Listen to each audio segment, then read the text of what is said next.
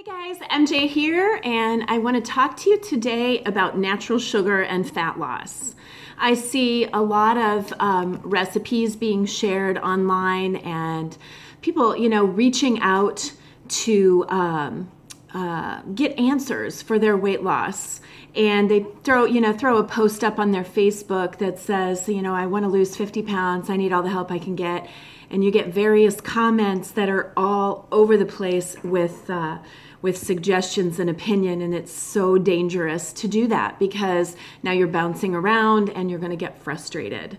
Weight loss is a strategy when it comes to nutrition, and you need a coach to help you with that strategy instead of trying this, that, and the other, and recipes that I see shared as well. And then when you don't get the results you're looking for, you end up trying to work out harder and thinking that is what's going to change your results. In all actuality, it's your nutrition that isn't in alignment with your goals. It's 80% of this game. And what I wanted to touch on today was the false sense of being healthy with using natural sugar in recipes, because like I said, I see this all the time, people sharing recipes and calling it healthy, when in all actuality, it's obviously white sugar, we all know, is detrimental to your health. For disease prevention, you need to stay away from white sugar at all costs. And as far as fat loss goes, all that does is produce fat cells for you. So things like wine, I've talked about that. Things, cake and cookies and candy bars and chocolate. Yes, even dark chocolate. Unless you're willing to eat 100% baking chocolate, which I doubt you're going to eat a whole bar of that, you're still getting sugar. So if your goal is fat loss, stop buying into the fact that you can have natural sugars. What are those? Well, they could be things like molasses or maple syrup or honey or agave nectar. And I actually pulled this one out of my cabinet. I had bought two for a recipe that I got that called for agave nectar. This one's unopened because once I used it once in that recipe, I realized, it tastes really good, and it's not going to help me lose any fat because there's no restrictions on, what you can, how many of it you could have. I don't even remember what it was, probably like Powerballs or something. Let me explain this to you so you can understand. The body works like this. When you take food in, it digests and processes, and it either gets used for energy or it stores as fat cells. Depends on what you're eating. Protein feeds muscle tissue.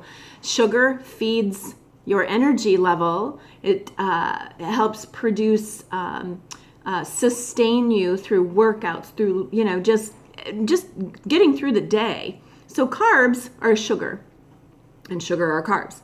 So when you eat those in a timely manner at the right time of day, they can be used as energy. When you do not, then they're stored as fat. So when you're justifying this fabulous muffin that you got on Pinterest that comes with natural ingredients, including honey, a half a cup of honey, you're in for a hard road ahead.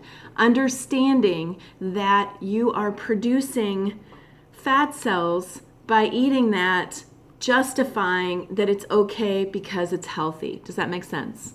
So let me explain how this works and how you can have a rule of thumb if something is going to be acceptable in your weight loss journey. You look at the nutritional profile on the back of something like agave nectar. Look at the serving size. This one happens to be 1 tablespoon. I see all these recipes that have, half a cup or a cup and a half. And of course, you're not going to eat the whole thing right then and there, but over time, it's going to build up, eating that item that you've created with that much sugar in it. So for instance, 1 tablespoon comes with 16 grams of carbs in this. Here's your rule of thumb. No more than 20% of the carbs can come from sugar. So in this case, I need to look at the sugar to see if it meets that requirement, or that bar that you're not going to pass. Guess what? This one, out of the carbs, 16 grams of carbs, 16 grams of sugar. So this is 100%, not 20%. So not a good deal. As you can see, it's not opened. So I really want you to be careful taking advice from people all over the internet that maybe they're enjoying things and seem to be losing weight, but are they losing fat or are they losing muscle? It's really important that you evaluate what your goals are and get the answers from the professionals so that you can have the weight loss journey that you're looking for and stop justifying ingredients that are really not helping you. They're hindering your process. So I tell you what, if you like and share and comment below on this, I'd really appreciate it. And if not, then until next time, have a great day.